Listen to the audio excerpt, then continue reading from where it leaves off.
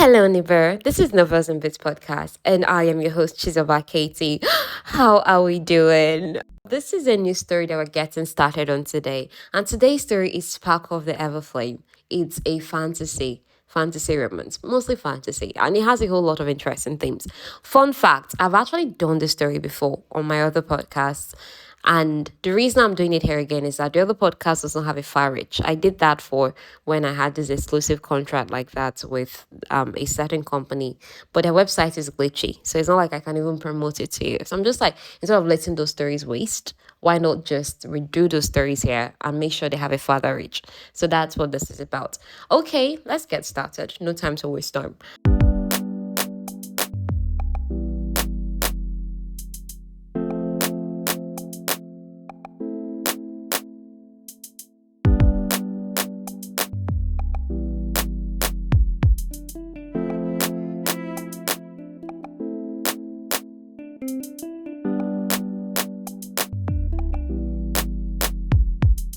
This is Fortune Day, and it's a holiday essentially to commemorate the celebration of the nine siblings of the Kindred.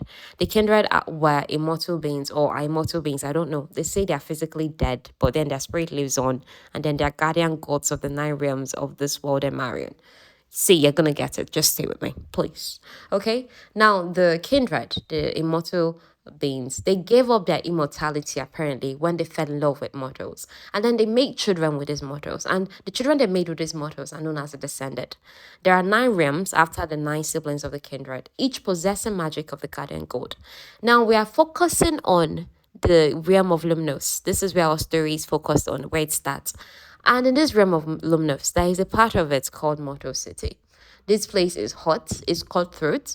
Right now, the blood red sun is shining down, and the blood red sun is not a good omen. Centuries ago, it appeared on the eve of the Blood War, and 2 decades ago, it appeared on Diem's birthday. Diem is our female protagonist. Diem is a healer. Now, the descended live in the palace and they party on Fortune Day. But then the mortals, the human beings that do not have any kindred blood in them, live in the part of Lumnos known as Mortal City. The descended do not mix with mortals. Apparently, they hoard all the beauty for themselves, and this is not what the kindred intended. The kindred intended that the descended are going to be like the rulers and govern the mortal land fairly. But that's not what those people do. Now, the palace king, the king of Lumnos, he sent magic wine to the mortals, but then it's mostly men who drink it, and it makes them so high, and they're going to remain so for days. So many women hide in the houses so that they will escape this men. When people are drunk, how are they? Their character is nothing to write home about. So the women stay on to protect themselves. Now, the people of Mortal City, the mortals, they mostly have black hair, brown eyes, and they're tan. However, when DM hit puberty, DM, remember, she's a female protagonist. When she hit puberty, her eye color changed, so did her hair. Her hair is white, although she's still tan. Now, she's walking home and then she now gets cornered by two men. They want to steal from her and they want to hurt her. They're not afraid of her daggers because she brought out daggers to fight them. In fact, they want to see her put up a fight. Now, Diane's father, Belato, Andrea Bellato. He retired at the highest rank of a soldier and he taught her how to fight. Now she considers wounding those men that don't have sense. But she's like, they'll just end up at the healer's place. And then our trainees, our young trainees, our teenage trainees will be at their mercy. She now considers killing them. But then it goes against her vow as a healer. Now, DM is a very black and white person. That's not how you live in this world. For a long time in my life, I was black and white. It did not help me go nowhere. I think in this world, you just need wisdom for every situation, and DM has not gotten there yet, honestly. Anyhow, she fights them enough to put them down and take their weapons. She flees. Now, four more men join in the chase, and she now takes the place of Paradise Row, the slums. Now, Mortal City on its own is not very nice. It's like slums compared to where the descended live. But in the slum of Mortal City, there is a slum, like the place where was passed. That place is known as Paradise Row.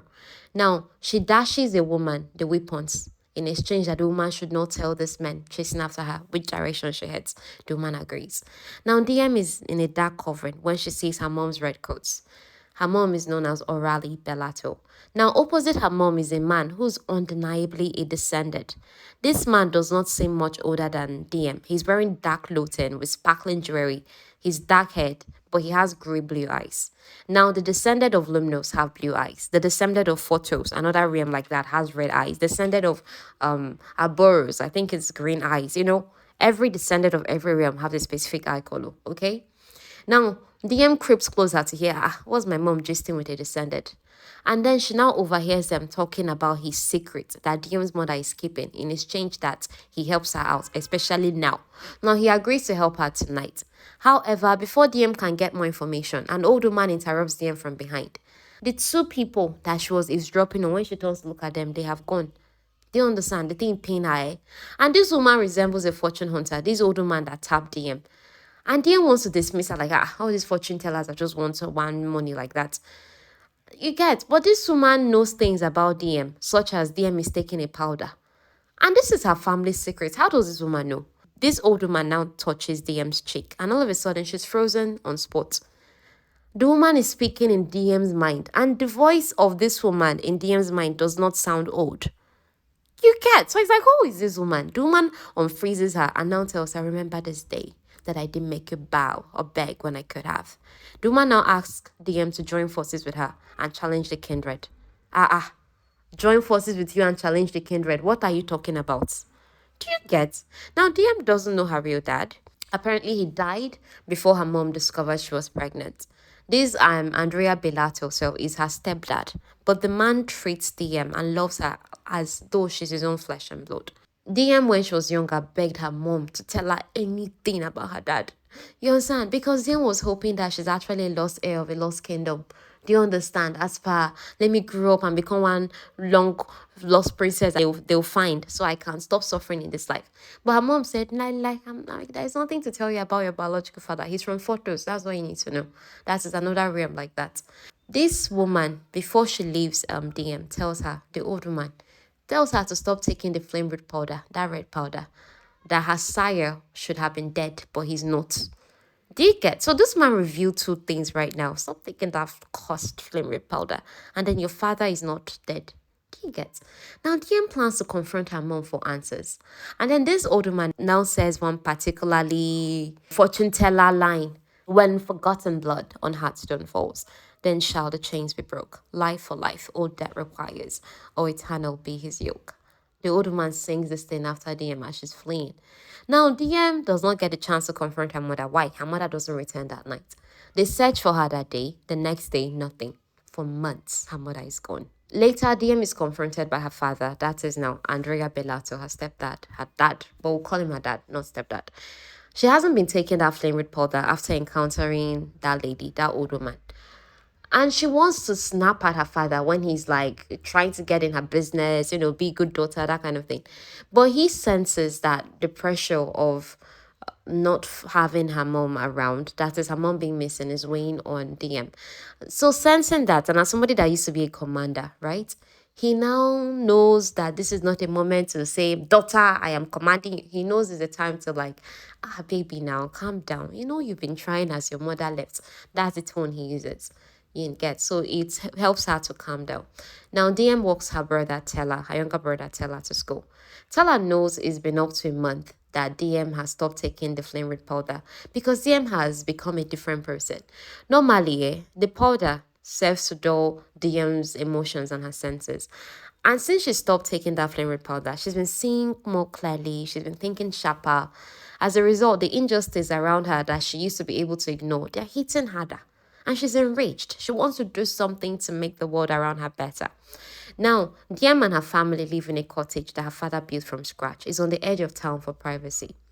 Again, they are in the realm of Lumnos. And the realm of Lumnos is known as light and shadow. Tella is 17 years old. Diem is 20. And at Tella's age, most children in Lumnos, they are done with school. Diem herself, she finished school at 14, and for 6 years now, she's been working with her mother to learn the healing trade. She attained healer status not long after school because she was on her mom's hips and she was learning early. And then by the time she was 10, she could make tinctures. She was born with brown eyes, apparently. But after she was sick when she was 10, her eyes turned silver. Never has Diem considered herself a descendant because her mother is like, yeah, no descendant, anything. It's just sickness that made your hair and your eye color the way they are. Now, Tella is bothered, really. that he's the only mortal that attends his school. But it's what their mom wants. In fact, their mother bargains to be a royal healer in exchange that Tella should be going to school because he's so smart. He has one more year before he finishes school. He'll not get sent to a research institute at Sophos, another realm that is known for people with intellect. And that's Stella's ticket out of Mortal City. It gets at least to a better life. Now, the Descended insists that human dwelling place be called Mortal City, a sign of unification. But it's actually a sign of dominance. They wiped away the people's history, their culture, their gods, with that action, with that singular action. There is nothing city about Mortal City. It's a slum. I've said this before. And Diem's boyfriend, Henry, he despises the Descended. He talks as if in his lifetime, they will get rid of them. That's saying something. Descended are like this powerful, godlike people. And the way he talks about they will get rid of the Descended people in his lifetime is like, yo, how? Do you get? So that's something to look out for. Now, Tella doesn't think he's going to continue going to this school because their mom who made this deal, she's been gone for 6 months. She made the deal now to be royal healer in exchange, but she's not around for 6 months. But Diem now tells her brother, I'm going to do everything in my power to ensure you continue attending school. Now, at this moment, there's another healer who has a bow leg. She's been standing in place of their mother, treating the royals. Her name is Mora. But it's too much work for Mora in addition to all she does. Now, Tella does have a hard time at school, and he shares how all the Descended talk about these days is who will get the crown when the king passes. Apparently, the king of Lumnos has been sick for a while. The Descended magic that chooses who's gonna be king can also decide, oh, it's time for you to die so that somebody else will come in power. Do you understand? Now, the Descended don't know who the new crown is gonna be, but then the crown mostly goes to the strongest Descended in the land. So they're guessing that it's going to be this particular guy, Prince Luther. Prince Luther is Lily's older brother. You get Lily is somebody that Tella has a crush on. She's a Descended princess. Her uncle is a current king that is dying. At the nickname, the moment Tella says, hey, Prince Luther is Lily's older brother. Princess Lily and I are calling Lily Tella. So Diem is now teasing him. And Lillian is his classmate. That's Stella's classmate. And she's very nice to him. Now, after Diem leaves with Henry and Stella is in school, so she's now thinking about, this relationship that Stella has with Lily, even if it's a crush. The truth is, a relationship between Descended and mortals isn't expressly forbidden, no. They're not saying, mortals and Descended don't have a relationship, oh. But it is forbidden because look at it here. By any chance, a mortal person should fall pregnant with Descended, that pregnancy is expected to be aborted forcefully. They don't want to dilute their magic, apparently. There are just so many politics there. Meanwhile, Henry, he's a career mortal. That is practically a messenger that travels between realms. He's an inherited trait from his dad. The reason why mortals get to have this occupation of being courier is because the Descended are afraid of temporarily losing their magic when they travel between realms. If you're descended from Lumnos and you travel to Phothos, it's not your terrestrial land. That is not where you're from. So your magic is going to pause. It's not going to work on another realm that is not your own. Do you get? That's what this thing is about. So Descended are afraid of that thing happening to them. You're telling me I'll go to Photos and my magic will stop working there. I don't want to go. Do you understand? So they rather have mortals that don't have magic and nothing to lose to run their errands for them. Unless it's a super secret mission, okay? So Henry is going to Photos and he wants Diem to come. After her mom went missing, Henry stepped back into the friend role because they're childhood friends too, before they became boyfriend and girlfriend. So right now, he's trying to help Diem come out of that her whole phase of she is angry, she's no longer carefree. He wants to just at least let's go on a road trip now so that you can relax. All this your stress, it can ease. Do you get? And it's to help them have some time alone. But DM does not have mind to go because she doesn't want to leave Mora to do all the work for 2 days. The other healers though, but DM is one of the very capable ones. And then there is Mora. So she doesn't want Mora to have too much work. But Henry's like, ask her first. Don't assume that you're burning her, ask her first. So DM now brings it up nonchalantly to Mora. Henry wants me to come along with him. Mora starts teasing her instantly, but DM claims it's not love. Then Mora now has to explain that Henry's always staring at her with moons in his eyes. Now, Mora now hands DM a vial with a contraceptive that Henry should take. Contraceptive tonic. That's it. If you people get freaky dicky, people should do it with protection. This is not a good time to be popping out babies, okay? it's very early in the morning when DM seeks this permission from Mora. Then soon other healers start coming. Then they're walking, just getting to the whole preparing herbs, all those things. When a tall young man busts in, he's pale, he's obviously descended, even judging from his clothes, and he's calling for Auralie Belato. Now, it's notable that her mother has been missing for 6 months, but because the descendant don't really care about mortals and whatever is going on with them, 6 months that somebody is missing and you're still busting in here calling for her. Shadi tell the guy that she's not around, but what's the issue? This guy needs healers. He's a teenage descendant. He's a teenager. Apparently, 3 children in the palace are wounded. Mora doesn't want Diem to come because while Auralie was around, that's Diem's mother, she ensured that Diem is not anywhere near any matter of descendant. Even went as far to make sure that Diem doesn't know anything about descendant. Kept her in the dark about it. But Diem is like, my mother is not around. So how far? How far away? I can do because she's not here to enforce what she put in place. Do you get? Now, on the way, Diem connects with Elric. Elric is that teenage descendant guy that came to collect them. So Elric is now feeling guilty that this accident that hurt these 3 people at the palace is his fault. He was trying to show off magic when this happened. So Diem tries to tell him, hey, it's okay, that could have genuinely happened to anybody. She now tells him of when a boa attacked her brother because she was playing a bad joke. So that these things happen. So it makes him more hopeful. Now, because healers are bound to confidentiality, he now takes them through a shortcut. It's a garden. A giant granite is in their way. But Eric carries this granite out of the way as if it's nothing. All descended have super strength.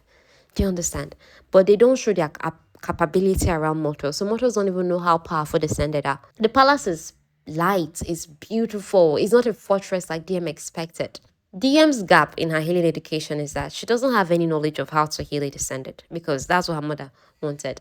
Now, Mora now drags DM along because her mouth drops open at last bar. Look at this fine place. They drag her. They now arrive at the feasting hall with plates of food that are just scattered. But then there is a gaping hole in the roof. The most serious case is a little boy whom Mora rushes to attend to. Now, there's an older girl whom they direct DM to. A man is hovering over her with unbound, long dark hair. His body language is tense and hostile to DM. DM ignores him. She's used to patients being like this, whether you're descended or not. Yasha, guardian of patients, all of you are the same. She just focuses on her patients. That is gash in the head that is already healing because this descendant has reached teenage years. So their healing has kicked in. But this descendant has a broken arm. So normally now, DM does what she would do with a mortal person. Gives the girl something to drink to numb the pain. And then sets the girl's hand. But before she sets this girl's hand, it's notable that the guy with unbound hair was asking her, do you want me to help you? DM looks at the guy and she feels insulted. You want to help me and do my work, Abba? Is it because I'm human? I beg, shaved Joe. She sets the hand like she would do now. So eventually she now lifts her eyes and meets the eyes of the man. Recognition even flashes in the guy's eyes. As far, oh, I know you too. Even her own, she's like, oh. She now knows this is that descendant that was talking to my mother on the day my mother disappeared. She feels anger. Like this guy had something to do with my mother's disappearance. And then the voice in her head is now telling her to fight. There's been a voice in her head for a while now since she stopped taking that flame red powder. DM Shah focuses on the girl. As far, let me focus on my patient first. Now ask the girl's name. This is Lillian. That is Princess Lily, the one that her brother Tella has a crush on. She now returns to the girl, my name is DM. And instantly, the girl too now asks her, are you Tella's sister? He told me about you. So after she says the girl's hand, she puts it in a sling. DM has no idea how long her hand should remain in the sling. Like, she doesn't know because the descendant heal at a faster rate now. So she doesn't know how long to say you stay before you remove it. Now, Lily now stands up, but then she suddenly falls and her eyes roll back in her head. It's an out-of-body experience for DM as she grabs the girl from her brother's arm, sets her in her lap, and starts checking for, oh my God, what did I miss? What did I miss? Only for her to now see a metal embedded in Lily's lower back. And she pulls it out, and there is too much blood. She's losing Lily, and she just knows that she can't. There are only a few people that are nice to tell her, and this girl is one of them. She doesn't want to lose her. She now prompts that voice in her head to fight. She agrees with the voice. Then suddenly she feels a hot, cold sensation in her hands, and light explodes in her hands. She now channels it secretly to Lily's back. Next, Lily sits up. DM opens the gauge, and it's as though that wound never happened. She's like, that maybe it's Lily's descended healing gifts that kicked in. Do you get? So that's what she's telling herself, that obviously now it's not me. How will I have magic to heal somebody's? It's not possible now. So she moves back. She now crashes against Eric and now asking for where she can wash her hands because it's blood now. So she stops in the hallway to catch her breath and she now gets cornered by Lily's brother. That is the Prince Luther. And the first thing she notices, this guy is really more handsome than I thought to up close. The guy now starts asking her, the Prince Luther person, are you half mortal? She tells the guy no. He now tells her that thing you did back there. She said it's Lily's magic. At this moment, Diem is always wearing weapons. And when he notices her weapons, he tells her that weapons are not allowed in palace because they'll hurt the children. The children that their skin has not developed against normal weapons. Like normal weapons do not affect the descended. Only Photosian steel is a particular type of steel. This girl is telling her, Luther, that is Diem, that won't hurt a child. She even looks insulted that he would suggest that. She now pokes him in the chest that she got dirty caring for one of his own, one of a descended. So let him get out of her way and stop asking her questions. Now in the privacy of the bathroom, she breaks down in tears. She's crying. She's crying. Meanwhile, this bathroom is the most extravagant place she's ever been. And even there's a statue of the goddess Domnos. She's crying because, first of all, her mother is gone. And denial finally slips and gives way to hopelessness. Okay? Now, this palace event thing happened in the morning. By afternoon, Diem is back at the healer center where Mora now tells her that Prince Luther came looking for her. She now finds out for the first time that Lily's oldest brother is Luther, the suspected next in line to the throne. Because she didn't even know that guy's name was Luther, right? I said it too early. Diem hates him though for his attitude and trying to stop her from setting Lily's bone as if that's not her job. So Mara is like, wait, what are you saying? You set Lily's bone? How did you do that? Bones of descended are like steel, oh, that not even all descended can set the bone of another. Yet, Diem did it effortlessly. Diem now avoids the gaze of Mora as per, I hope I never commit something, no. She doesn't even mention the other things that happen. Now, Diem discovers Auralie's negotiation with the crown from Mora. Apparently, Auralie, their mother, did not just say, oh, let me be royal healer until my son finishes going to school. She said, I'm going to be the royal healer for the rest of my life so that my son can attend 4 years of school only. The rage that boils in Diem, 4 years of school for a lifetime exchange of service. It's not fair now. He's hateful, like everything that descended her. And she's even more angry to learn that Prince Luther is the person that broke her this deal. At night, she throws out all her mom's supply of flame powder that is supposed to last until her mom gets back. By the next day, she's out on the ring road with Henry. The ring road connects all 9 realms. There's been rumors that Diem killed a descendant with herbs and grages. It's been going around, and Henry asked her about it, but she just waved it away. Now, Henry hates the descendant because the king refused to give his dad access to get rare herb for his sick mom that is growing only at Montheus, and humans are not allowed there, mortals are not allowed there. The king could have gotten it, but he just did not care enough about immortal life to get that rare herb for his sick mom, and his mom died a preventable death. So Diem has the look of someone who can murder when she learns this. That was all this now. What's this injustice they live with? Meanwhile, her and Henry feel desire for each other. And this thing started last spring. Okay? Now, it's notable to state that neither of them are each other's first, as per they've been with other people before they were with each other. Now, Diem is not like the girls Henry used to be with. Those girls are soft, they're shorter than her, ribbons, they're girly, everything that Diem wishes she was, but she's not. Before they do anything that day, she makes him drink the contraceptive as per, Uncle, drink that thing. I'm not taking chances. You get, they are no longer children right now. And both of them are changing. Henry is cold now. Diem is no longer as carefree. Henry even encourages Diem to work for the descendants. Find out all their weaknesses. That is actually your mom that taught me how to do that. As per, get close to your enemy. Do you get? So, Diem takes the lead. She's burning. That's what she says. But she doesn't find release from their physical intimacy. Now, Diem hates the descendant and everything they've taken away from the mortals. Now, Diem is having a nightmare. In Diem's nightmare, her mom and Luther are talking. And then Diem approaches. In other versions of this nightmare, this particular thing has not happened. But she sees Luther as evil, demanding her mom pays her price to the crown. Now, Diem turns mom around, but it's her own face she's staring into.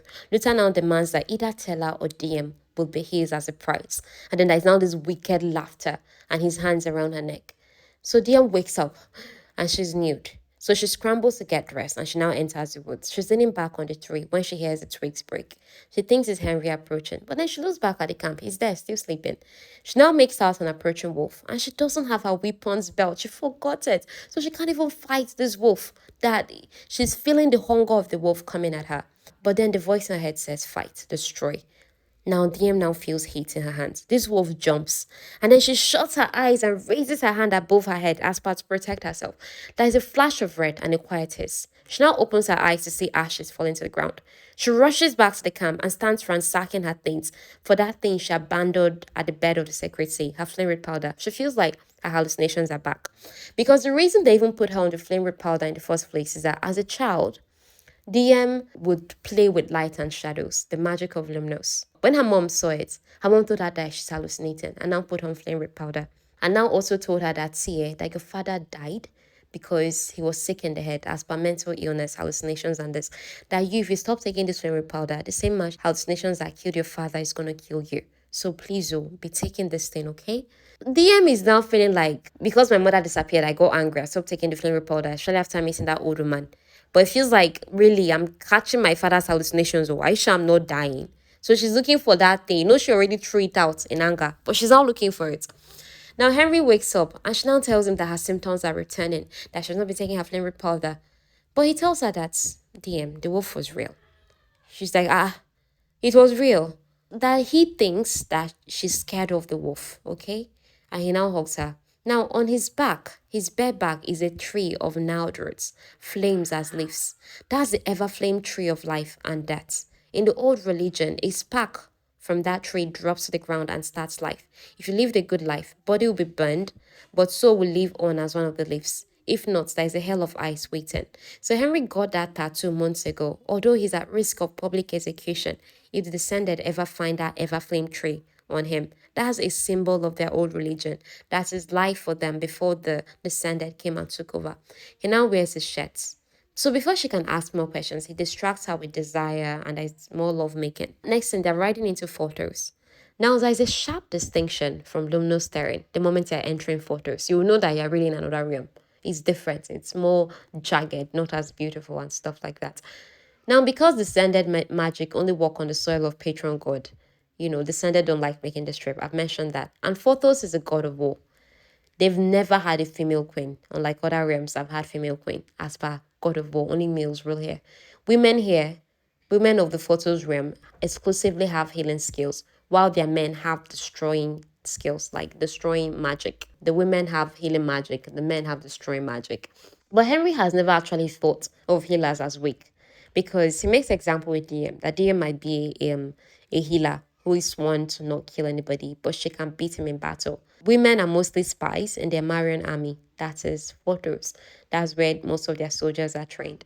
Diem did not choose her path in life. It was foisted on her, and she was just so happy to go with the flow of, oh, I'm a healer, that's fine, until her mom disappeared. It now made her start questioning everything she knew.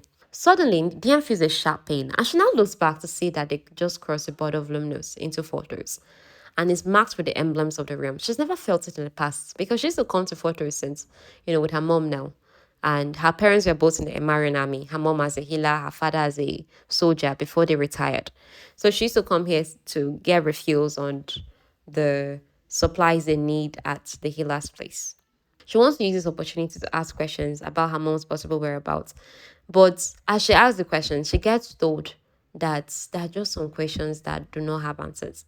And she's even warned not to show dissatisfaction at Luminous's new king, because the Descended can fight themselves up, but they will unite against a mortal that doesn't know his place.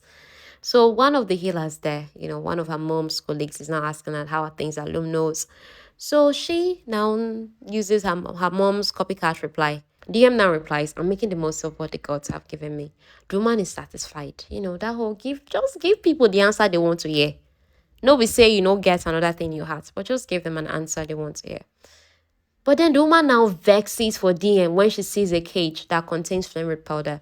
And then DM now asks, can I have some of that powder? The woman is like, that what do you want that thing for? It's contraband. If any descendant find out I have it. DM is like, is that not the flame red powder that my mother is always giving me? She coded and said, sorry, yo. I thought it was something else. I confused it for something else. Apparently, that powder needs authorization from the 9 realms for a pinch. Liam doesn't get any answers to what that flaming powder does. Just so that forget about it. Just know that the powder in the possession of a mortal person can get a mortal executed.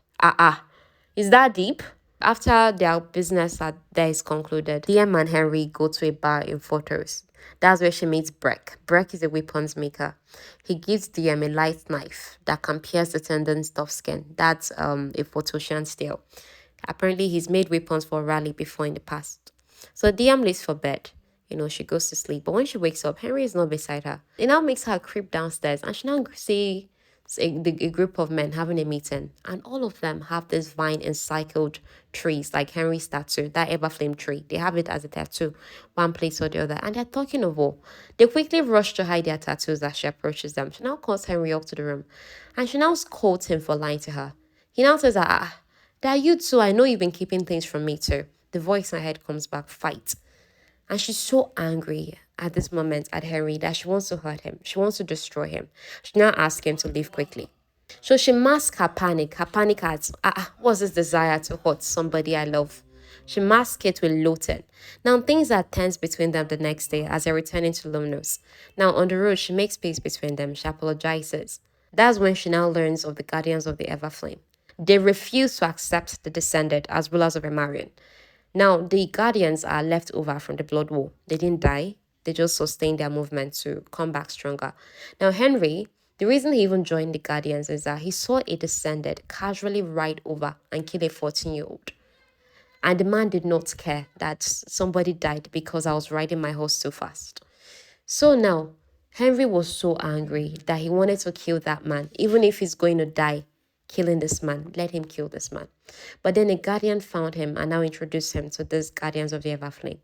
His dad is not somebody that supports rebellion, and he doesn't know that Henry is part of this group. And his dad has been doing his possible best to keep Henry away from sensitive information as Henry is doing this career job. He just asked Diem to join these guardians, but she's stunned. Her healer's oath means that she should protect information of patients at all costs. She can't be being a healer to the royals and also supplying information to the guardians about them. She now tells them she's going to think about it. Henry wants to recruit her too, but Diem is like, no, no, no, no, no. My brother is out of the question. So Henry's like, but you, if you are in this position, in his position, you would want to be given a choice, but you don't want to give him a choice. You understand? So Diem is being protective of that sister here. But then there are times that is wrong. You are supposedly acting the best interest of someone, but you're not giving them an opportunity to make a choice. And that's not good. Now, Henry now confesses his love. For him, Diem was always a girl. He now tries to ask the special question, but she shuts it down with, I care about you so, so much. I'm glad I can be with you and relax. Henry is a good man. He's handsome, and she feels shame for this. Henry is disappointed, but he's used to waiting where Diem is concerned. Now, Mora and Diem visit the palace as Diem is going to start taking on her mom's responsibilities. They go through the front gate. The other time they went through a shortcut, Appian Way. But today they go through the front gate, and it is intimidated. Especially meeting the Griven Soray. Now, the Griven is a combination of a dragon, the eagle, and the lion. Like the three top creatures of the sea, the air, and the land, okay? There were originally 9 Griven, but now there's 7. 2 of them died during the Blood War. And these Grivens are supposedly immortal too. The Griven has intelligence in its eyes, and Diem feels a connection to it. Weird. Okay? Now, the guards are demeaning because when it comes time to search Diem before she enters, one brushes his hand across her breast and she twists the guy's hand. Mora now gets a sword to her neck, but Diem is not backing down. As per, why did you touch me? Now, Prince Luther comes in his finery and commands the guards to back away. The guard holding Mora now pushes her forward violently. Luther picks up her cane, hands it to her. He's chivalrous. An annoying warmth pulls inside Diem as per, I don't want to like this guy for being kind to Mora and for what he did. So Diem is forced to release the guard she's even holding. And this guard knocks her against the shoulder and now calls her annoying bitch. Luther's powers come on display. It's light and shadow magic. Vines wind around that guard and he's choking. Luther forces that guard to apologize, burns him with hate, breaks him with thorns, leaves the guy a bloody mess. Luther now allows Diem her weapons after warning her that she's going to face a worse fate than that guard if she ever uses those weapons unduly. She now throws a smack at the guard, as per your prince allowed me, okay? So Diem is checking on the two young children from the accident. There are two women there. They're Luther's cousins, and they're in ostentatious clothing. Now, the younger of the women is flirting with Luther. Like, why are you flirting with your cousin? She's forced to address him as Prince Luther, and Diem imagines his lovers address him as His Highness in bed. She's now caught staring at the portion beneath his belt by him, and it's embarrassing. Now, the other woman is angry that Diem has weapons on her. She drops them, but a shimmer of protection around the children stays. Diem is now playing with the child as she checks on him, and he's laughing. She thinks to herself, oh, the descendants are adorable at this stage. So Diem now jokes that this child is going to leave. You know how when doctors finish, like maybe attending to a child, even normally, they'll be like, oh, you live? Like, Aspa, don't worry, nothing to you, you won't die. So that's what Diem jokes about, that the child is going to leave. But then the woman now gets angry, the younger woman, and now starts insulting mortal children. Aspa, if that's what people used to say about your children, don't say it about my child, though. Do you understand? So the thing now leads to Diem pointing out how mortal children suffer. Do you understand? And you don't care. Like, why are you forming like this? That is just a joke. Do you understand? And Diem is raging. Luther has to come between both of them. So Diem packs her weapons and she's getting ready to leave. Luther now draws her close and apologizes on the woman's behalf. She now accuses Luther that he's just like her. Luther draws in closer and says that, see, Auralie was supposed to tell me if things got too bad in Mortal City so I can send supplies. Diem is like, things are always bad in Mortal City. He tells her that he came to actually thank her at the healer center. She's like, no, he came to ask if I was mortal. That's it. Look at my blade. Take the blade and scratch me and confirm I'm mortal. I'm not half mortal. So, funny thing is that he doesn't. You get. But she now suddenly switches topic to ask how Princess Lily is doing.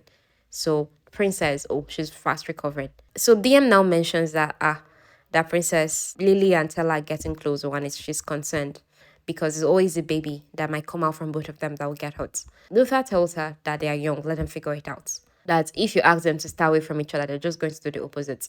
So, Prince Luther standing close to her, his eyes drift to her lips. But sadly, there is a throat clearing. So when they're out of the palace, Mora is now teasing Diem about that encounter with Prince Luther. So she now looks at Mora and says, not a word. As far, let that not even be a joke. I was listening to the deep dive of the Spark of the Everflame on your Fantasy Fangirl podcast, and I was really loving it. As someone who has read the series, I just was so much in love. And I really hoped that I'll be able to bring that here today. But today, my throat is not so good. I've been coughing and reacting. You may not hear that because I've managed to edit the worst of it out of this. But I'm not feeling too good to talk for so long. So maybe in the next episode, I might be much more upbeat. But I'm just so grateful that I'm able to record this and get this to you. And I'm so grateful that you actually took precious time to listen. So I'm just going to see you in the next episode. And thank you so much, Nibur. I love you.